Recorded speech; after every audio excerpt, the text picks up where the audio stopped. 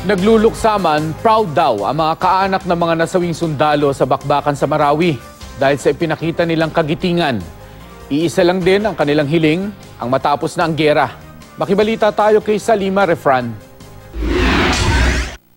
Sabado nang kumpirmahin ng Armed Forces of the Philippines na nasa 13 miyembro ng Marines ang nasawi sa ilang oras na bakbakan sa Marawi City nitong Biyernes. We are saddened with the result that we have fatalities in the government side. We have incurred 13 killed in action. Nasa 4 na po naman ang sugatan. Kasunod ng trahedya, ibinyahe ang mga labi sa Misamis Oriental kung saan sila binigyan ng military honors. Nakapatong sa bawat kabaong ng mga namatay na sundalo ang watawat ng Pilipinas, simbolo ng kanilang serbisyo para sa sambayanan. Sa Laguindingan Airport, ginawaran ang 8 nasawing sundalo at sinakay sa mga C-130.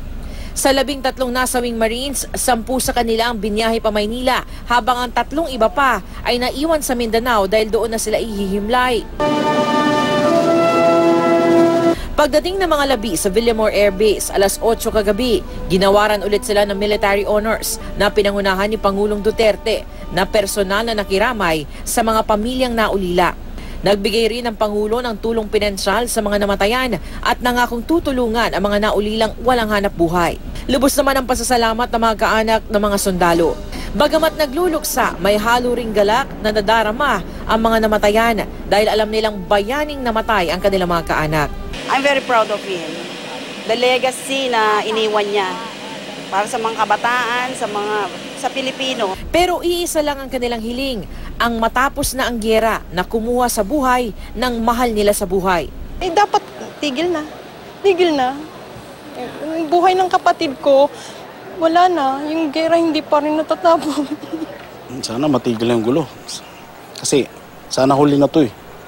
Sana kasi kung laging magulo, lalong maraming nasasaktan eh.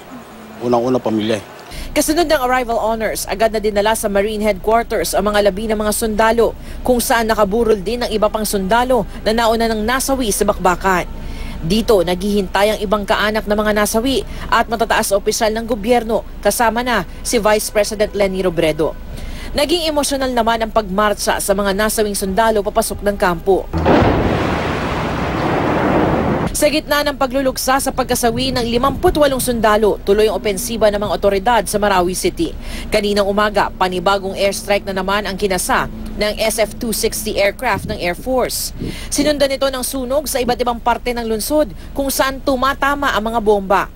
Hindi rin tumitigil ang pagpapatrolya ng mga sundalo. Ayon sa militar, nasa 400 Maute fighters pa ang patuloy nilang tinutugis sa lungsod. Naniniwala ang militar na nasa Marawi pa rin ang pinuno ng grupo na si Isnilon Hapilon at ang Maute Brothers. Nito namang isang gabi tinambangan ng convoy ng mga pulis sa Pantar, Lanao del Norte nitong Sabado. Namatay ang 4 na kasama sa convoy na mga umano'y miyembro ng Maute Group.